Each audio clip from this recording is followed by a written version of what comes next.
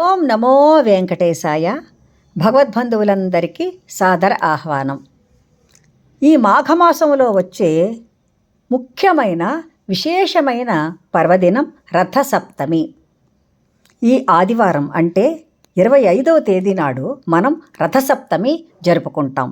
సాధారణంగా మాఘమాసంలో ప్రతి ఆదివారము కూడా పర్వదినమే. సూర్యనారాయణమూర్తిని ఆరాధిస్తాం. ఈసారి విశేషంగా మనకు ఆదివారం నాడే రథసప్తమి వచ్చింది అంటే మరింత పర్వదినమనే మనం చెప్పుకోవాలి. సూర్య ఆరాధన అనేటటువంటిది మన సనాతన ధర్మంలో అతి ముఖ్యమైన ఘట్టం. సూర్యచంద్రుల వల్లే రాత్రి పవళ్ళు ఏర్పడి మన జీవన గతి సాగుతూ ఉంటుంది. ఈ సూర్యనారాయణమూర్తిని నారాయణ రూపంలో మనం ఆరాధన చేసుకుంటే మన జీవితం సుఖశాంతులతో నిండి ఉంటుంది. సూర్యనారాయణమూర్తి ఆరోగ్య ప్రదాత. ఆరోగ్యం భాస్కరాదిచ్చేత్. ఆరోగ్యం ఇచ్చేవాడు భాస్కరుడు. అంతేకాకుండా సూర్యనారాయణమూర్తి ఆత్మకారకుడు, ఆత్మరక్షకుడు. ఆత్మరక్షకాయ నమః అంటాం సూర్యనారాయణమూర్తిని. మన ఆత్మ అనేటటువంటిది శాశ్వతం. శరీరం అశాశ్వతమే కానీ ఆత్మ శాశ్వతం. ఆ ఆత్మను కాపాడేవాడు, రక్షించేవాడు సూర్యనారాయణమూర్తి. అంటే మన మరణానంతరం అంటే పూర్తిగా కూడా మన ఆత్మను కాపాడేవాడు, రక్షించేవాడు సూర్యనారాయణమూర్తి. కాబట్టి ఏ జన్మ మనం తీసుకున్నా కూడా సూర్యనారాయణమూర్తిని తప్పకుండా ఆరాధించాలి. సూర్యుడు 7 గుర్రాలతో ఉన్న రథంపై ప్రయాణం చేస్తున్నట్టు మనం అనుకుంటూ ఉంటాము. ఆ 7 గుర్రాలు 7 రోజులకు చిహ్నం. అంటే సూర్య గమనం బట్టే మనకు ప్రతిరోజు గడుస్తుంది. అవి వారాలుగా మనం గణించుకుంటాం. రథసప్తమి నాడు ఉదయాన్నే నిద్రలేచి తలపై జిల్లేడు ఆకు, రేగుపండు ఉంచుకొని తలపై నుండి నీళ్లు వేసుకుంటూ స్నానం చేయాలి. తరువాత సూర్యునికి అర్ఘ్యం ఇవ్వాలి. సూర్య నమస్కారాలు కూడా చేయాలి.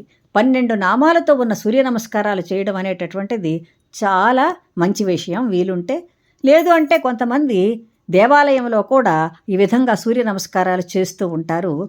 మన ఆరోగ్యం మెరుగుపడడానికి ఎంతగానో ఉపకరించేవి ఈ 12 సూర్య నమస్కారాలు.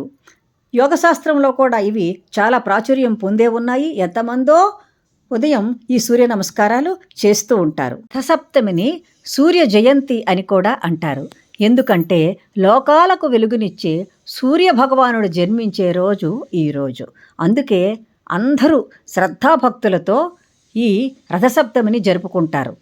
ఈ రథసప్తమి రోజు ఆవు పిడకలను సూర్యునికి ఎదురుగా పెట్టి మంట పెట్టి దానిపై పాత్ర పెట్టి ఆవు పాలు పోసి ఆ పాలు పొంగిన తరువాత అందులో బియ్యాన్ని వేసి క్షీరాన్నంగా వండి సూర్యనారాయణమూర్తికి సమర్పిస్తారు.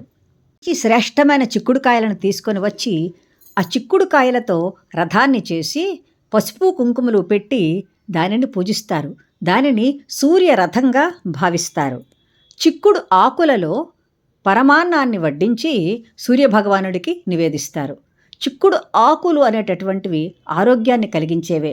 చూడండి మన సనాతన ధర్మం ఎంత ఆరోగ్యకరమైనటువంటివి అమర్చిందో.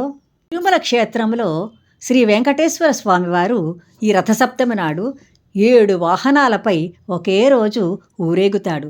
ఎంత అద్భుతమైన విషయం!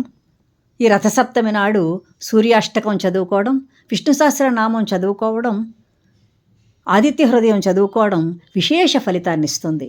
మీరందరూ కూడా ఈ సూర్యనారాయణమూర్తిని అర్చించి పూజించి శ్రీ సూర్యనారాయణమూర్తి కృపకు, శ్రీ వెంకటేశ్వర స్వామి కృపకు తప్పకుండా పాత్రులవ్వండి. సర్వం శ్రీ వెంకటేశ్వర చరణార్పణమస్తు. స్వస్తి.